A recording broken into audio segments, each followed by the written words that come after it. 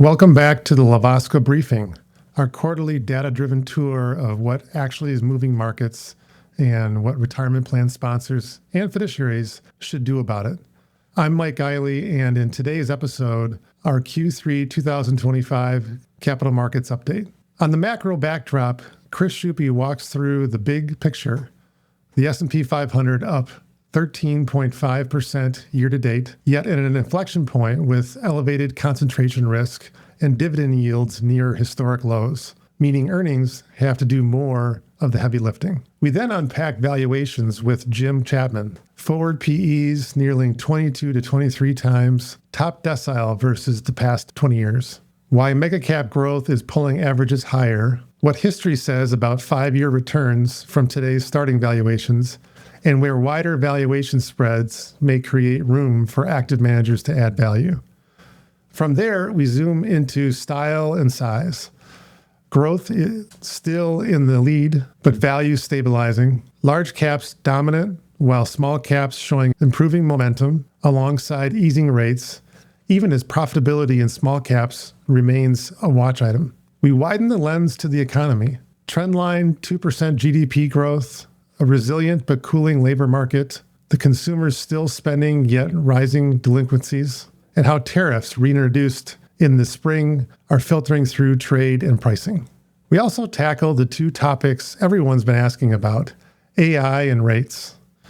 Jim details the surge in AI, capex spending, and real-world adoption, especially in IT and financial services, and why that might justify the pockets of premium multiples.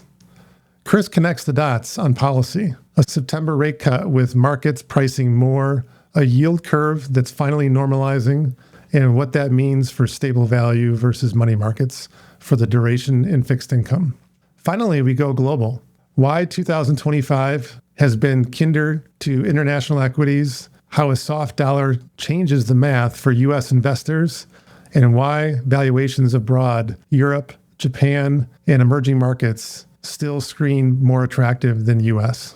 If you advised a retirement plan, steward a pension, or simply allocating capital with a fiduciary lens, stick with us. By the end, you'll have a clear checklist of where we think risk is being priced, where it isn't, and how to position into Q4 in 2026. So let's get started. All right, guys, welcome to the Q3 2025 Capital Markets Update. Let's start with the big picture. The S&P has had a strong run, but when you look at the chart, the past market turning points, this one feels a little different. Chris, what are you seeing?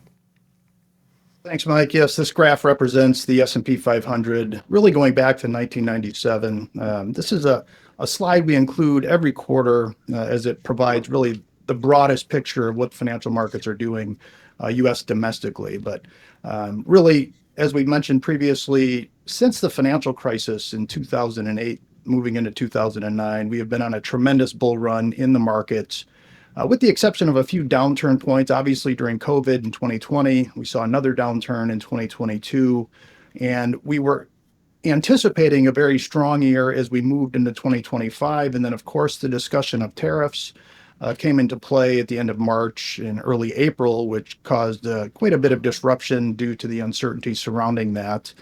Since that point, however, we really have seen really strong returns, very resilient market, as it typically is as we move through a pretty strong earnings period with relatively moderate inflation. On a year-to-date basis, as of this recording on October 14th, the markets are up about 13.5%.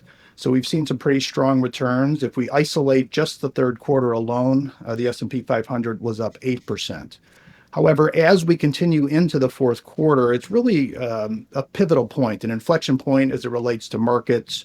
And we'll see what happens for the rest of the year. We do have significant concentration risk as we look at the mega cap companies where we've seen a substantial amount of growth.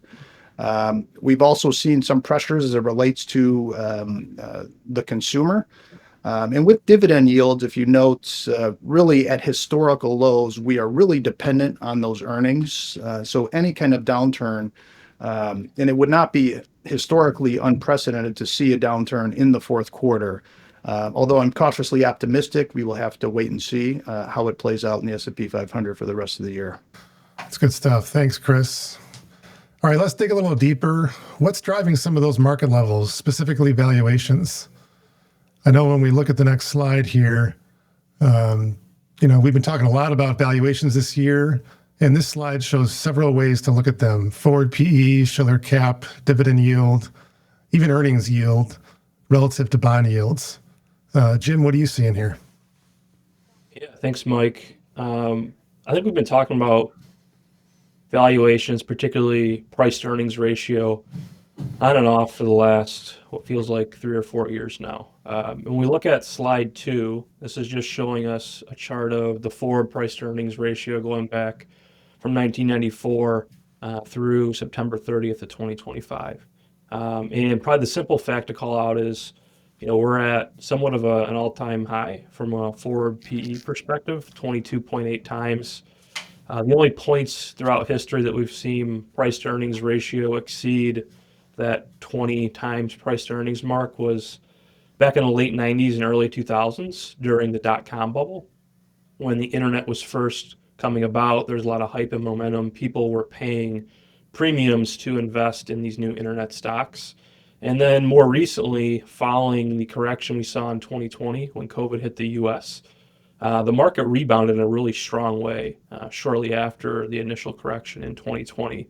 And one of the issues around that was the fact that the economy was still relatively slow and shut down. And so while the stock market was performing very well, earnings estimates and actual earnings were much lower and really not supporting the prices that stocks were trading at.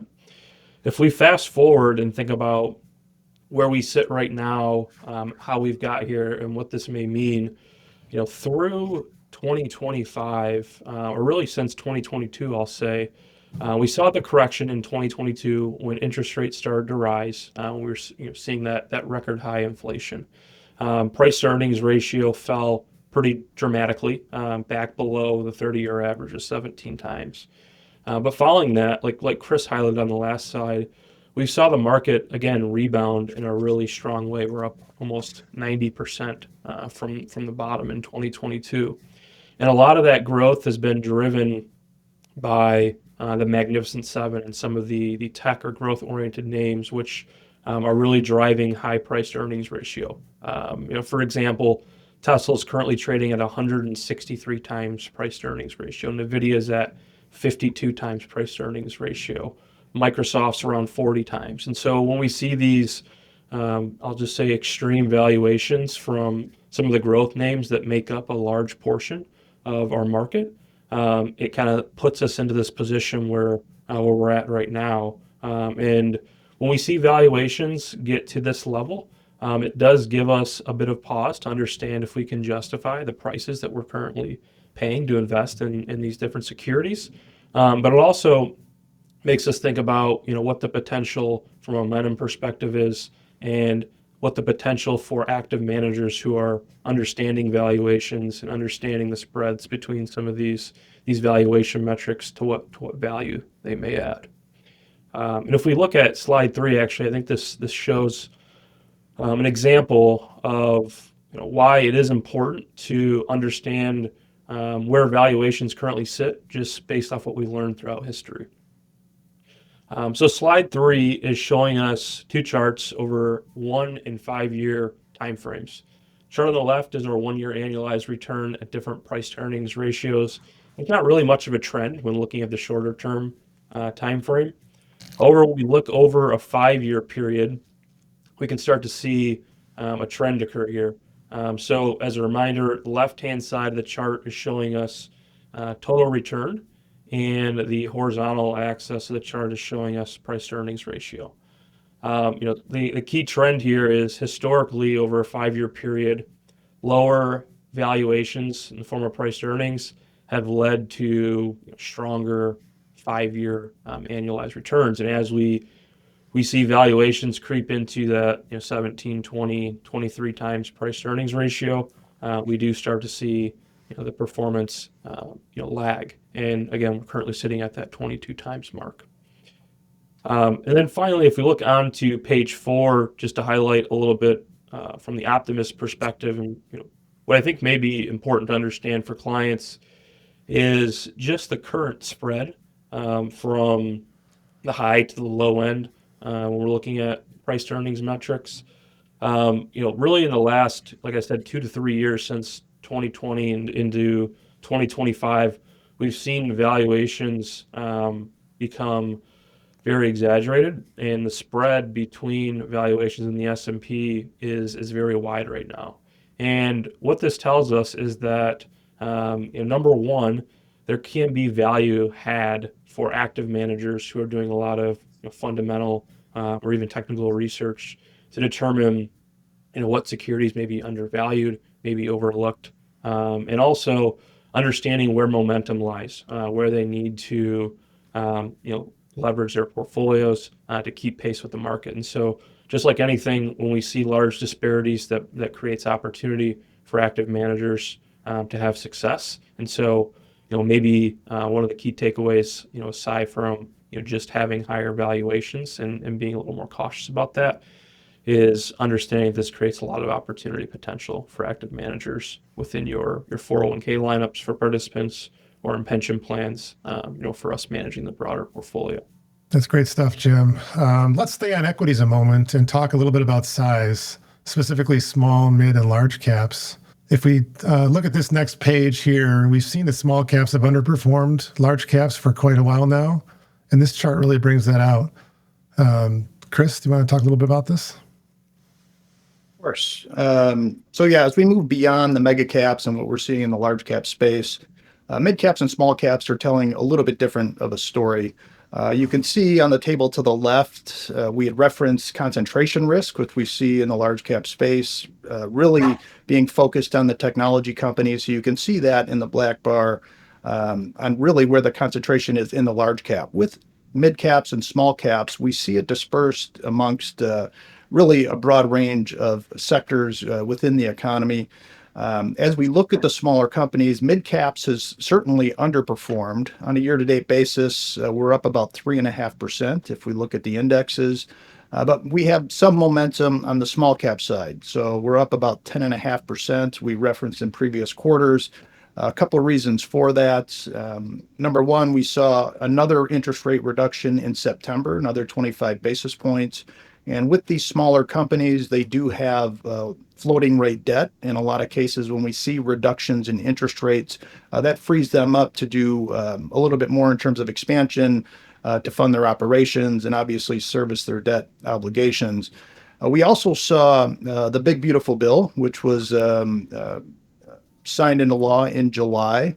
And that created a little more certainty surrounding policy, which is helpful for businesses to execute their strategic operations when they have a clear idea of what the policy might look like. So we'll see what happens with small caps as we move through the rest of the year. We are seeing certainly from a profitability standpoint, specifically in small caps, we are at pre-pandemic levels in terms of those companies that are not profitable at this point. But we will see how this plays out for the rest of the year. It's helpful, Chris. All right, one more on equities before we move on to the broader economy. Let's talk a little bit about style. So growth stocks have dominated for the past few years, but value investors are wondering if their turn is finally coming back around. Chris, what are your thoughts? Yeah, so this represents style boxes, and it gives us an indication, at least U.S. domestically, of where the returns are coming from. If we focus on the year-to-date graph in the center, you can see that we have large caps, mid caps, and small caps. And then we have on either side of the blended, which is typically going to be your indexes, we have the style of investing, which on the growth side, and value. As Mike had referenced, we've seen significant focus on the growth area. That's where a majority of the returns have come from for some time, as value had fallen out of favor. We are starting to see that balance out a little bit as investors are looking for more stable options, looking for stronger companies that have strong balance sheets. So we have seen value come into play a little bit, but you can still see that growth is dominating really where the returns are coming from. As we look at PE ratios all the way to the right, as Jim had referenced, we are well beyond the 20-year averages as it relates to price to earnings, trading significantly higher. Although on the value side, we've pretty much balanced out as far as valuations. So again, we'll see how things play out here for the balance of the year. Perfect. Let's zoom out from the market and look at what's happening in the broader economy. The economy has been surprisingly resilient. Growth held up even with higher rates. This slide breaks down what actually is driving it. Chris, what are your thoughts here? So this graph represents gross domestic product, and it gives you an overview of more of a macro backdrop on what's going on in the economy. This represents going back to 2001, and really since that time, we've seen trendline growth of about 2%. And that has continued through a majority of the years, with the exception of COVID, when we did see a pullback. Obviously, everything in the economy stopped at that point. As we went through the tariff discussion in Q1, we did see some negative numbers as it relates to GDP. But we've seen a strong return as we move through Q2 at almost 4%. But we are continuing to see that 2% average on the trend line. And that's what we're anticipating here as we move forward. As we look at the U.S. consumer all the way to the right, really the driving factor of GDP, although we have seen an uptick in government spending, we've seen a very resilient labor market. So we're anticipating continued trendline growth of about 2% as we move through the fourth quarter and into 2026. Good stuff. Let's go a layer deeper and look at what's happening inside those growth numbers. So this chart shows which parts of the economy are contributing most to GDP growth. Chris, Jim, what are your thoughts here? Yeah, so this represents, again, going back to 2021, as we look at that picture as it relates to GDP, you can see that although we've seen some ups and downs as it relates to GDP, we still continue that trend line growth. U.S. consumer in the light blue represents really a majority of what we've seen.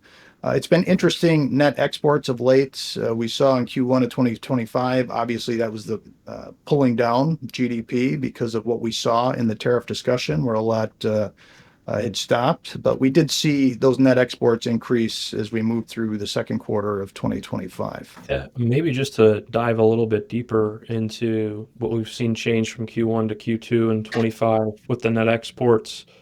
Looking back at Q1, when the tariffs were first announced in the U.S., there was a bit of a scare among businesses to begin gathering their goods for their products. And so we saw a big influx of people importing a lot of goods into the U.S., which drove down our net exports during Q1. But during Q2, some of the tariff concern has cooled down, and a lot of people, built up their supply in Q1, and so we're kind of seeing that flip here in Q2, where we're not seeing as many imports into our country because of the tariff scare, and that was a big driver of GDP in Q2. So really a tale of two tapes for Q1 and Q2 with GDP. Yeah, it's good stuff, Jim. Now let's talk a little bit about the job market. It's been one of those most resilient parts of the whole story here. Despite rate hikes, the labor market has held up remarkably well. The job openings are still high, but we see some cooling. Jim, what are you seeing? So looking at the JOLTS report, job openings and labor turnover, like Mike had mentioned, we're still seeing, job openings, although it has slowed down since 2022. But I think what is maybe standing out most to me is when we're looking at quits on the right-hand side of the page. There's been a pretty dramatic pullback to the number of job quits since 2022. This data is through August of 2025. And when we see less people quitting jobs and staying at their current employer, it typically signals that people are less confident that they're going to be able to find another job or potentially a better job than where they're currently at. And sometimes that can be a bit of a forward indicator that the job market is starting to cool. And for maybe clients or plan sponsors who are listening to this, I feel like for the last maybe 4 years, 5 years now, it's been somewhat of a difficult environment for hiring and retaining employees, and we're starting to see things shift a little bit where employees are starting to stay put again. The change in employment and the market for new employees is starting to slow a little bit. So it's really what stood out to me on the JOLTS report this quarter. Yeah, that makes sense. Another big theme this year is AI, of course, but the investment and the implication side are a little bit different.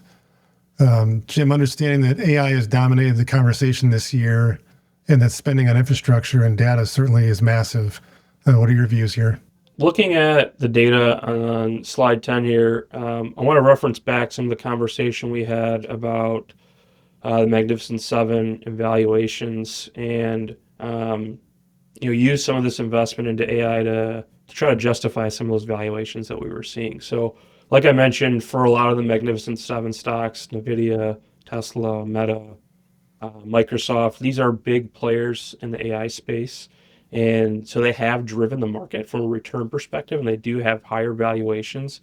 But when we look at some of their capital spending into, the AI sector, going from, even 2023 to 2024, we saw a dramatic increase in spending, in the projections going into 2025, 2026 and beyond, are anticipating doubling that. And so, AI is probably the hottest field right now from a growth perspective.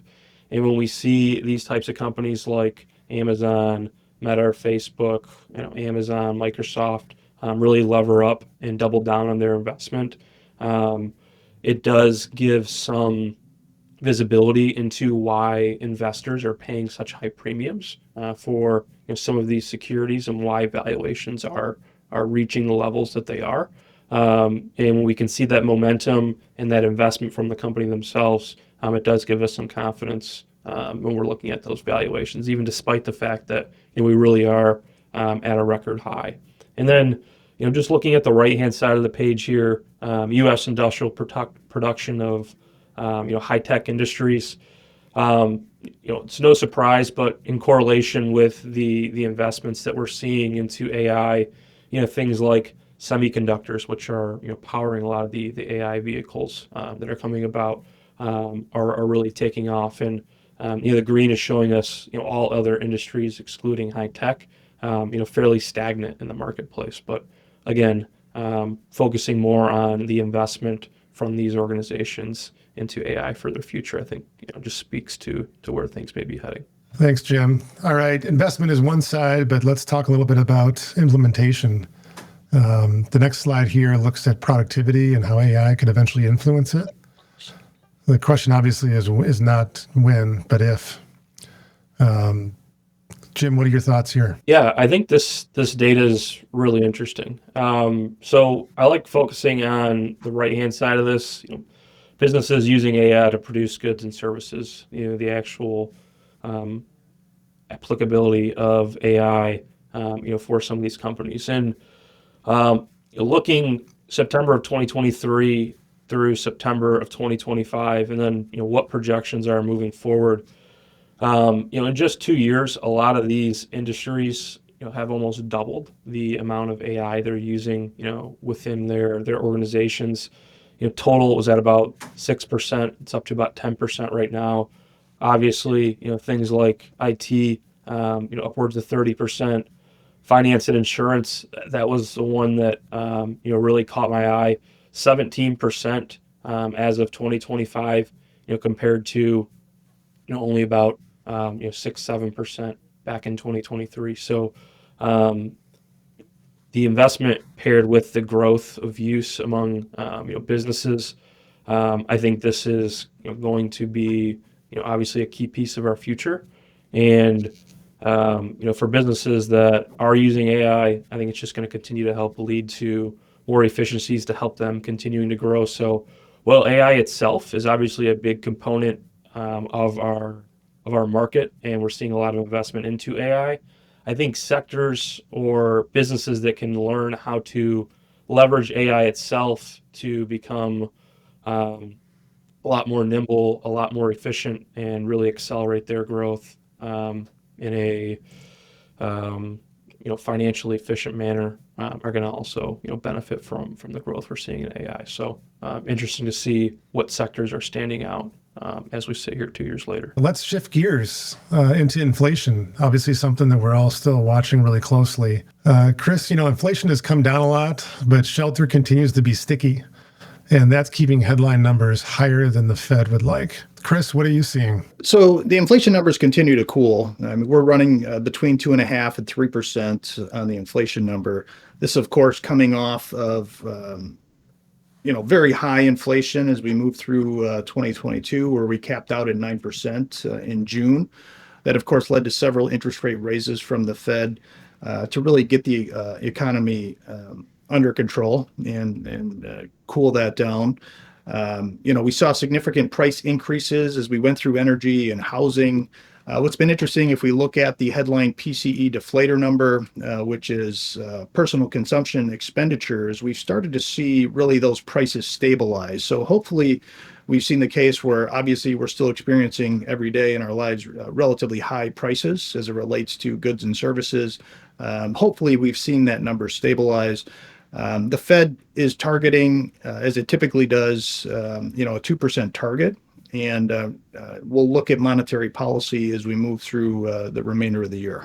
Thanks, Chris. Let's talk talk about another factor that could influence inflation, obviously tariffs. We've seen tariffs come back into the political conversation again. This slide breaks down the potential impact on imports and prices. Chris, what are your thoughts? Yeah, obviously tariffs is a big discussion, as we saw in the earlier part of the year this year. We saw the rhetoric as we moved through the campaign in the latter part of 2024. And then we were really hit in March and April with an unexpected approach to how tariffs were going to be applied. So this gives some historical perspective on what the tariffs have been going back to really the turn of the century. But we saw early on, much higher revenue numbers, not really relevant to the discussion today. But for a number of years, we saw relatively modest, under 5% tariffs. We're seeing at this point, at the end of September, probably in the 19% range, which is not historically consistent. If we look at the actual tariff revenue numbers, we've almost tripled what we saw in the early part of the year this year as the tariff policy has been implemented. It is a relatively moving target, depending on how the negotiations are going with each individual country. Being at 19%, significantly less than what we had anticipated in April, where we were potentially looking at 30% tariffs. With some countries, China being the biggest one that seems to be a little bit elusive from a negotiation standpoint. But we will certainly see, higher tariffs than we've historically seen, and the revenue numbers are playing that out as far as what the country is recuperating.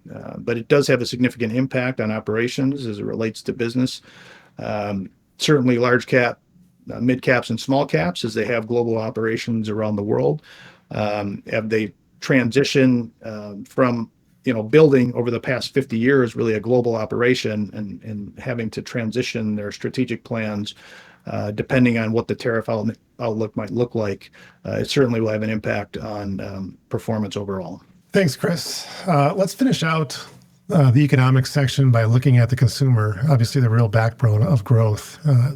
Consumers have been surprisingly resilient, even with higher rates and prices. Chris, what are your thoughts here? Yeah, as we looked at the macro sense, the U.S. consumer is a significant component of gross domestic product overall. And as we've noted in previous sessions, the U.S. consumer is going to continue to spend. It's just the nature of how things are today. And they will continue to spend until they can't, until we see a pullback in unemployment. We've seen significant spends from the consumer, but we are starting to see stress as it relates to the balance sheets of individuals, specifically looking at delinquency rates really across the board. Auto loan defaults have increased, credit card delinquencies have increased, And the reprieve that we saw in student loans, as we went through COVID, there was a reprieve on having to pay back student loans that went back into effect in October of 2023. And since that time, we've seen a dramatic increase in student loan defaults. So collectively looking at that overall could be problematic, but we'll see the way this plays out here in the near term. Thanks, Chris. All right, let's turn to what everybody always loves talking about, interest rates and the Fed. We're at a point where the market and the Fed seem to be reading different playbooks. Chris, tell me what you're thinking here. Yeah, monetary policy continues to be the driving force behind markets and what the economy is doing overall. I think as we look through 2025, very similar to story what we saw in 2024, where we had anticipated some interest rate reductions more consistently throughout the year as the Federal Open Market Committee met. And just like 2024, we didn't see that throughout the year until the latter part as we moved into Q4. In 2024, we saw a 50 basis point reduction in September, and then we saw two 25 basis point reductions for a full 1% as we closed out the year of 2024. No reductions in 2025 until the September session, where we did see a 25 basis point reduction. So we're right about 4 to 4.5% on the Fed funds target rate at this point. The Fed will meet two more times. They'll meet again the end of October, and then they'll meet in early December. And we are anticipating 25 basis point reductions in each of those sessions, depending on the weakening labor market, on what they're going to do. The Fed, it's been interesting, some of the rhetoric we've seen, certainly from an administration standpoint. Trump continues to attack Fed Chairman Powell. His term will end in May of 2026, and I wouldn't anticipate any changes there. He will continue out his term as he's focused on really what's driving the economy, a very data-driven Fed chair, which we would expect in that role. So they continue with the dual mandate. They're focused on controlling inflation and full employment. So it's always a balancing act. We'll see how that plays out. Let's connect that with what's happening in the bond market, especially with the yield curve. Obviously, the yield curve has been inverted for a record amount of time, and that's usually a recession signal. But so far, no recession. Chris, what is the market telling us about this? Yeah, we have been inverted for some time. The yield curve, in a normal scenario, you're going to see long-term rates that are going to be higher than short-term rates, which would be considered a normal yield curve. As we went through the inflationary numbers and all of those very consecutive interest rate raises from the Fed, that really drove up the short-term rates as we saw a lot of investment into the short end of the curve. As we've mentioned before, really for the first time since the financial crisis, you could actually capture some interest on cash or in the short term, with your money markets. So we did see that quite significantly as we saw, peak inversion where we were, going to July of 2023, we were at almost 5.5%. The money markets are under 90 days fixed income compared to the 30-year Treasury where we were, just under 4%. And as we expected, we started to see the yield curve start to normalize. So at this point, as we look at the end of the quarter for third quarter of 2025, we see short-term rates at 4%, where we're seeing much higher yields on the long side. So we're up almost 5% for longer duration bonds, really a signal from an investment standpoint that they are expecting long-term growth over time and are willing to invest in that. They're also probably anticipating some higher inflation and really from an investment standpoint are demanding a little bit higher yield for that decrease in purchasing power. But we did start to see this normalize as we've referenced for our plan sponsors. We saw a lot of discussion surrounding the yield curve as it relates to money market accounts versus stable value accounts. Stable values are guaranteed options that do rely on the fixed income market to provide those guarantees. And there was a lot of questions, should we be moving into money markets? But our position was, no, we want to maintain the stable values by design. Stable value is going to outpace money market accounts over the long term, and a better option for those participants that want to be out of the market and not have exposure to equities and that risk. And that's certainly how it's played out as it relates to the yield curve. Let's stay on the fixed income sector for a moment and look at what's happening beneath the surface.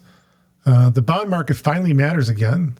And after years of low yields, investors are finally getting real income. But the trade-offs across sectors are more nuanced than they've ever been in a long time.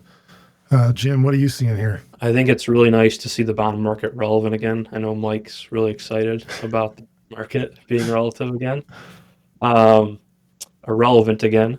But I think there's a lot of good information on page 17, but I kind of want to build a little bit off what Chris said when we look at some of the data on the left-hand side of the page. So looking at first, some of the yield that we're seeing in the U.S. Treasuries over the different time frames. Just looking at the data 9/30/2025, we can see that we're finally getting into that again, that normal yield curve environment where our 10 and 30-year U.S. Treasuries are yielding significantly more than our 5-year and even the 2-year. And so again, we're starting to see the resurgence of these stable value funds because they have the ability to hold longer duration bonds and provide that additional yield for investors. That's great to see. Also, one of the other items that I wanted to build on that Chris talked about was the fact that we are anticipating 2 more interest rate cuts before the end of the year. And while that has an impact on both the bond and the stock market, I think it's important just to remind investors and clients, how that does actually impact the bond market. From a very simplistic standpoint, interest rates and bond prices work inversely. And so when we are anticipating and we're going to see potentially 2 more interest rate cuts, if interest rates fall, the price of the bond is going to rise, and we're going to see some shorter term appreciation in bond performance and bond prices, although that will create some lag in the yield over time. However, just looking at some of the data on the right-hand side of the page here, we have the darker blue line here is showing us what happens when interest rates fall by 1%. The royal blue is what happens when there's no change in interest rates, and the gray shows us what happens when there's a 1% increase to interest rates. And we're looking at this over what the return will be in different types of bonds. So anything from a 2-year treasury, we get up to the 30-year treasury, and then we'll get into things like U.S. high yield, mortgage-backed securities, leveraged loans, etc. But maybe the important thing to highlight, Chris had talked a lot about how because longer duration bonds are at a point where they are offering much more attractive yields again. We are seeing investors, gravitate towards them because there's long-term confidence. And, if we see how longer duration bonds are impacted with interest rate moves, they are more interest rate sensitive, which can be a good thing when rates are falling. We're going to see, again, that short-term appreciation for the bond price. Again, although, there will be some drawdown to the yield in the long run. So, again, as rates continue to fall, this is going to help boost bond prices and give investors a bit of a short-term bump. So we'll keep a close eye on rates as we close out the year. Thanks, Jim. Let's zoom out from individual sectors and look at the bigger picture.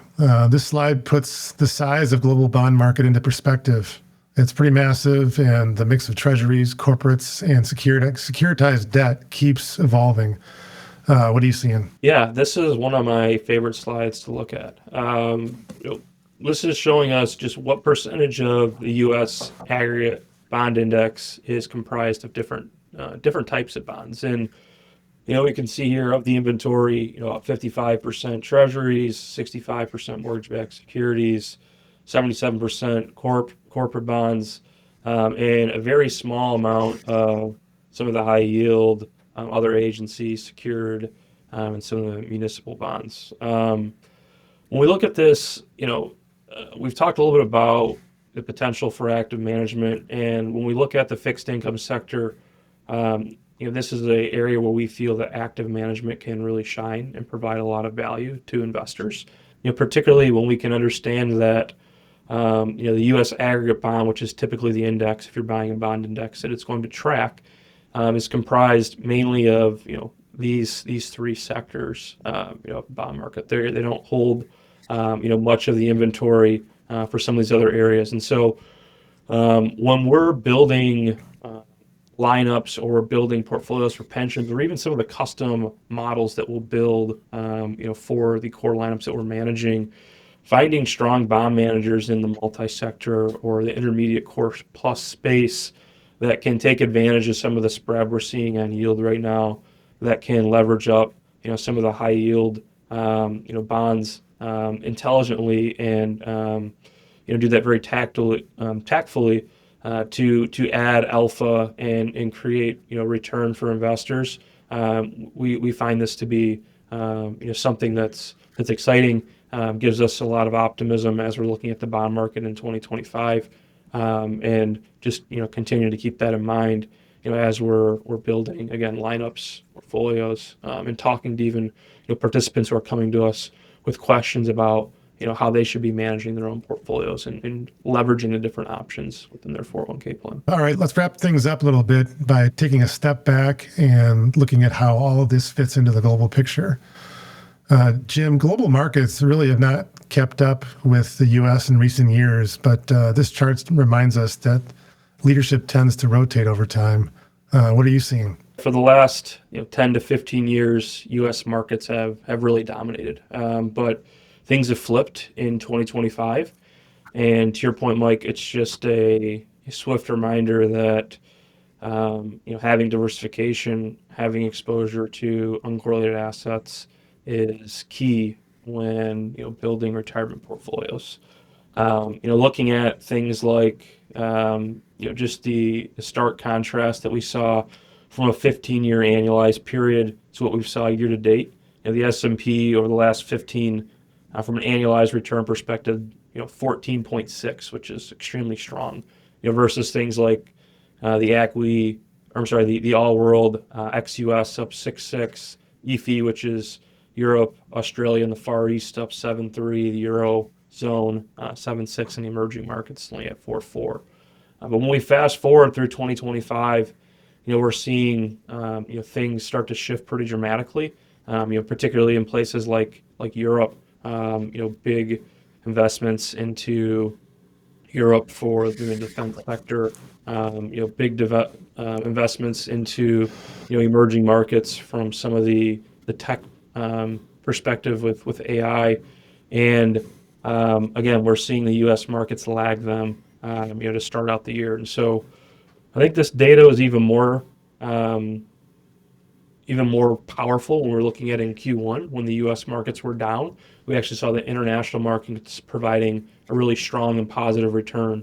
And so again, just highlighting the importance of diversification, not having all of our eggs in one basket, trying to create uncorrelated portfolios, and just understanding that this really is a global economy nowadays. And while the U.S. is an economic powerhouse, there are going to be days where where other countries or sectors of the world have their day as well. So keeping diversification is key. Let's talk a little more specifically about international markets and how currencies have been influencing these returns. On this slide, we see that the dollar has been on a strong run for quite some time, and that's played a big role in how international markets have performed for U.S. investors. Chris, what do you see here? So when you're looking at international investments, and Jim had highlighted some of the performance we've seen of late, certainly the valuations have been quite attractive as we look internationally, certainly compared to what we're seeing in the U.S. But the position of the dollar is critical to international investments.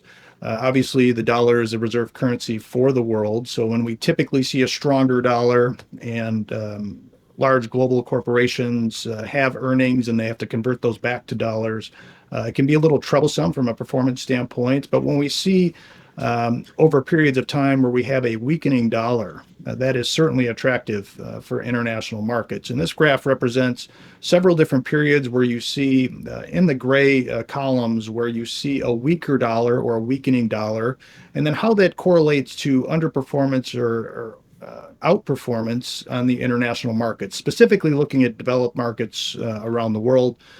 So you can see as we move through, for an example, between 2002 and 2008, we saw a weakening dollar. And in that circumstance, we saw outperformance with international markets because of the issue that I had raised. And for a number of years, that Mike had mentioned, from 2008 until what we've seen recently, we had really a strengthening dollar. And that created some issues for international markets where if they don't have the earnings or the performance from an equity standpoint. But as we move through this weakening period, combined with the more attractive valuations, that's really why we're seeing outperformance in international markets today. Thanks, Chris. As we see here on this slide, valuations outside of the U.S. are still trading at notable discounts. The question is whether that discount is justified or just potential opportunity. Chris, Jim, what are your final thoughts here? Yeah, just to touch real quick, I'll talk about valuation, then turn it over to Jim. As noted, as we've seen valuations, Jim had went through really the PE ratios for U.S. domestic equities are extremely high. It's very expensive to buy into the market. That's not the case internationally. As we look at developed economies around the world of major financial markets, Japan, Europe, even in emerging markets, China, we see a little bit of movement. They're much more in line with their 20-year averages in terms of valuation. And as reference, combine that with the weaker dollar, it's an attractive place to be. But Jim, any thoughts there? Yeah, maybe just one quick item to add. Much more in line with the 20-year averages, but just referencing back to the U.S. market right now, well above the 20-year average, but looking at the 20-year range, it's truly sitting, in the, I'll call it the top decile from a range perspective, 22 times, at the very top of that range versus, things like Japan, again, right in line with the 20-year average, but from a range perspective, lower quadrant, even things like the Eurozone, emerging markets in China, much more in line from a range perspective and 20-year average perspective. So I think coupled with where the U.S. markets have been over the last 12 to 18 months in comparison to where the international markets have been from a valuation standpoint, we saw the influx combined with the weakening dollar to start the year. We have seen a bit of an uptick in the international valuations, but nevertheless, they are still a lot more attractive than the U.S. markets from a pure valuation perspective. Great insights, guys. Thanks for sharing an update on capital markets for the third quarter 2025. Looking forward to hearing more next time. Thank you, Mike. Thanks, Mike.